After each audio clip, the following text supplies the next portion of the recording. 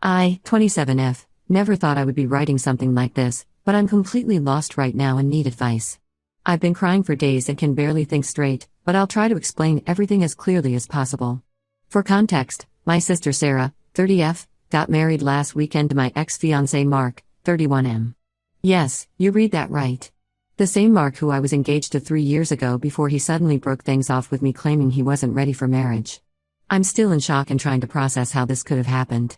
Some background about our family: Sarah and I grew up extremely close despite the 3-year age gap. Our parents always emphasized family loyalty above everything else, and Sarah took her role as protective older sister very seriously. She would screen my boyfriends in high school, give me relationship advice in college, and was always my biggest supporter. We shared everything with each other, or at least I thought we did. Mark and I met during my sophomore year of college at a mutual friends party. He was a senior studying engineering, and we hit it off immediately. He was funny, smart, and treated me with so much respect. We started dating a few months later and everything felt perfect. My family loved him, especially Sarah. She would invite him over for family dinners even when I couldn't make it due to classes. They bonded over their shared interest in photography and hiking. I was thrilled that my sister and boyfriend got along so well. After graduation, Mark got a job at an engineering firm in our city and I started working as a teacher. We moved in together and started planning our future. He proposed on our 4th anniversary during a hiking trip, one that Sarah had actually helped him plan. She seemed so excited when we announced our engagement and immediately offered to help with wedding planning. The next 6 months were a blur of venue hunting, dress shopping, and planning details. Sarah came to every appointment, helped me choose flowers, and even designed our wedding invitations since she works in graphic design. She was the perfect maid of honor, or so I thought. Then one day, about 6 months before the wedding, Mark came home acting strange. He sat me down and told me he had been doing a lot of thinking and realized he wasn't ready for marriage. He said he needed time to figure himself out and that it wouldn't be fair to go through with the wedding. I was blindsided and devastated but tried to be understanding. When someone tells you they're not ready, you can't force them, right? Sarah was the first person I called after Mark left. She came over immediately with ice cream and wine, letting me cry on her shoulder and telling me I deserved better. She helped me cancel all the wedding arrangements and even offered to tell our family so I wouldn't have to explain it over and over. Looking back now, I feel sick thinking about how she played me. Fast forward to 3 weeks ago when Sarah announced she was getting married. She had been very secretive about who she was dating, always making excuses about why we couldn't meet him. She claimed he traveled a lot for work and their schedules never lined up for family gatherings. When she announced her engagement, she said she wanted the groom to be a surprise and that we would all love him. I thought it was weird, but my parents seemed fine with it. They had apparently met him already but wouldn't tell me anything, saying Sarah wanted to reveal everything herself. The day of the wedding arrived and I was excited to finally meet this mystery man. I got to the church early to help Sarah get ready, but her bridesmaids, none of whom were mutual friends, said she was getting ready at a different location and would arrive just before the ceremony. That should have been my first red flag. When I walked into the church and saw Mark standing at the altar, I thought I was hallucinating. My knees buckled and my brother Tom had to grab my arm to keep me from falling. Before I could process what was happening, the wedding march started playing and Sarah appeared at the end of the aisle, beaming like this was the most natural thing in the world. During her vows, she actually had the audacity to talk about their beautiful love story and how they had kept their relationship private for 2 years because they wanted to be sensitive to family dynamics. She talked about how their friendship had blossomed into love and thanked our family for keeping their secret until they were ready to share it. I looked at my parents during this speech and saw them smiling and crying like this was some beautiful moment. Other relatives were wiping away tears too, apparently moved by this romantic story. I felt like I was in some twisted alternate reality where everyone had lost their minds. I couldn't stay to hear Mark's vows. I got up and walked out, ignoring my mom calling my name. I drove home in a daze and have been here ever since, trying to make sense of everything. My phone has been exploding with messages from family members. Some are calling me selfish for walking out and ruining Sarah's big day. Others are apologizing for not telling me sooner. A few relatives have expressed their disgust with Sarah and Mark's actions. Sarah has sent multiple texts trying to explain herself. She claims nothing happened between them while Mark and I were together, that their relationship developed naturally after our breakup.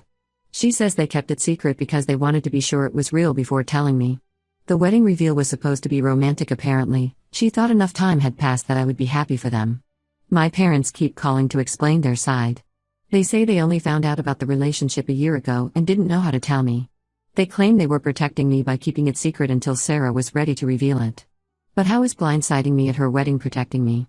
Mark hasn't reached out except for one text saying he's sorry for how everything came out and that he never meant to hurt me. The fact that he thinks a text message is sufficient after this level of betrayal shows exactly what kind of person he is. I don't know what to do now. I've blocked Sarah and my parents' numbers because I can't handle their excuses right now. Some family members are telling me I'm overreacting and should be happy that my sister found love, even if it's with my ex. They say enough time has passed that I should be over Mark by now. But this isn't about still having feelings for Mark, it's about the betrayal by my own sister and my family's decision to help her hide it. Am I crazy for feeling this way? Should I try to forgive them? Right now, I can't imagine ever having a relationship with Sarah again, and my trust in my parents is completely shattered. How do you move forward when your entire family has conspired to deceive you? Update 1: Things have gotten significantly worse since my last post. The betrayal runs deeper than I initially thought, and I'm struggling to cope with all the new information that's come to light. After blocking Sarah and my parents, I started receiving messages from people I hadn't heard from in years. Apparently, my post reached some mutual friends who had been carrying guilt about knowing things but not telling me.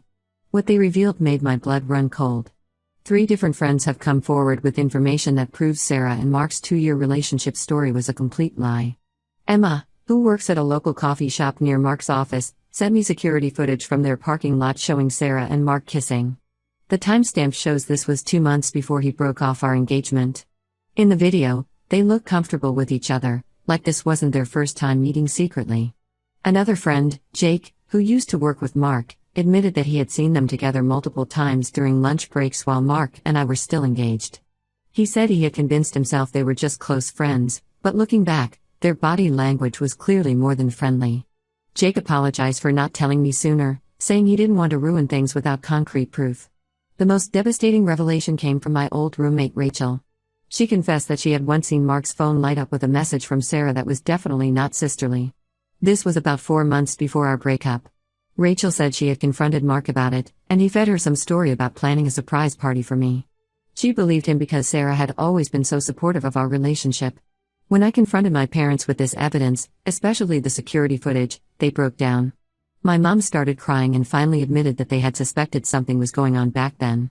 Apparently, they had noticed Sarah and Mark spending a lot of time together, but when they questioned Sarah, she convinced them they were planning things for the wedding. My dad said he had once seen them in what looked like an intimate conversation at a family barbecue, but Sarah played it off as wedding stress. The worst part is that my parents chose to ignore their suspicions rather than investigate further or warn me. They said they didn't want to ruin my happiness without concrete proof, but I think they were just trying to avoid family drama. It's almost worse knowing they had doubts but let me continue planning my wedding anyway. Today, I received a long email from Sarah. I wasn't going to read it, but curiosity got the better of me. I wish I hadn't opened it. She finally admitted that she and Mark had developed feelings for each other while he and I were still together. According to her, it started innocently, just 2 people bonding over shared interests. She claims they tried to fight their feelings at first, knowing it would hurt me. She wrote that breaking up with me was Mark's idea. He thought it would be more honorable to end things with me before they officially started dating. She actually tried to paint this as him being considerate, as if stringing me along for months while developing feelings for my sister was somehow noble. The email went on to explain how they started officially dating 6 months after our breakup, though based on the evidence I've received, I don't believe this timeline at all. She said they kept it secret because they wanted to be sure it was real before hurting me with the news. She ended the email by saying she hopes I can forgive them someday because we're still sisters and family is forever. I've been physically ill since reading that email. I've thrown up 3 times today alone. The thought that while I was planning my wedding, picking out dresses, and choosing flowers, my own sister was sneaking around with my fiancé makes me physically sick. Every memory of her helping with wedding planning is now tainted. Was she thinking about him while helping me choose my wedding dress? Was she imagining herself walking down the aisle instead of me? The only family member still firmly on my side is my younger brother Tom.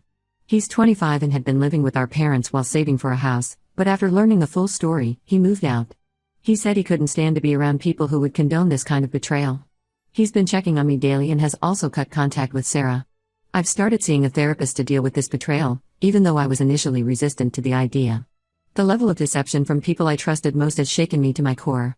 Every memory from the past 3 years feels like a lie now. How many family gatherings did they secretly meet at? How many times did Sarah comfort me about the breakup only to go meet him afterward?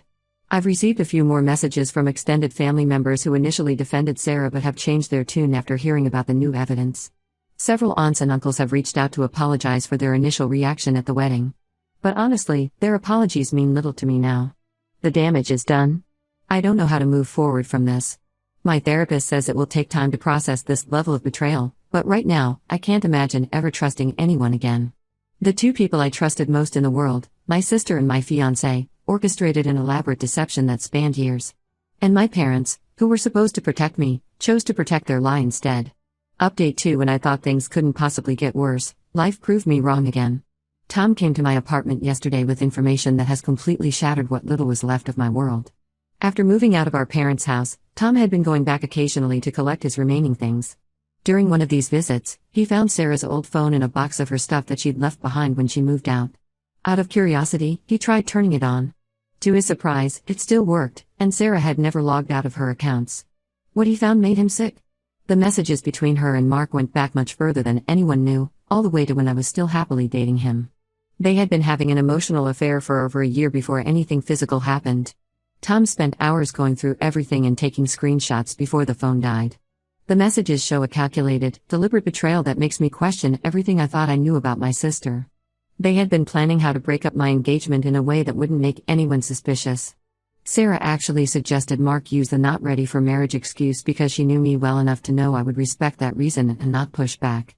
There were detailed discussions about how to act around me to avoid suspicion.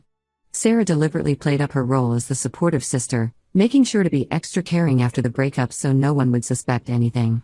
She would text Mark about how well her performance was going when she comforted me. What hurts the most is reading their jokes about how oblivious I was. They would meet up at places where they knew I would never go, laughing about their secret rendezvous. Sarah would comfort me about the breakup, then text Mark immediately after about meeting up. They even had code words for each other in case they needed to communicate when I was around. The messages revealed that our parents had actually caught them in a compromising position once, about 4 months before the wedding reveal. Instead of telling me, they had a family meeting, without me, obviously, where Sarah and Mark convinced them that they were truly in love and that telling me would only hurt me unnecessarily. My parents agreed to keep their secret, thinking they were protecting me. Tom sent copies of all the screenshots to our parents. My mom called me sobbing, saying she had no idea the deception went this deep. She admitted they had suspected something but never imagined it had started while Mark and I were still together. My dad, who had always been close to Sarah, hasn't spoken to her since seeing the messages. According to Tom, he's completely devastated by her behavior. Several relatives who had been defending them have now apologized to me after seeing the evidence. My Aunt Linda, who had initially told me I was overreacting, called me in tears after Tom showed her some of the messages. She said she never would have defended them if she had known the full story. Sarah must have found out about Tom accessing her old phone because she sent me another email. This time, she didn't try to justify anything. She just begged me not to share the messages with anyone else, saying it would destroy her marriage and her relationship with our extended family. The fact that she's more concerned about her reputation than the pain she caused me says everything about who she really is. Mark finally tried to reach out directly. He left a voicemail saying he never meant for any of this to happen, that he had genuinely loved me when we started dating but something changed when he got to know Sarah better. He said he knows he handled everything wrong but hoped I could understand that sometimes people can't help who they fall in love with. I deleted the voicemail halfway through. I couldn't stomach hearing any more of his excuses. I've decided to forward all the screenshots to Mark's parents, who had always treated me like a daughter. They deserve to know what kind of person their son really is. Sarah probably won't like that, but I honestly don't care anymore about protecting either of them.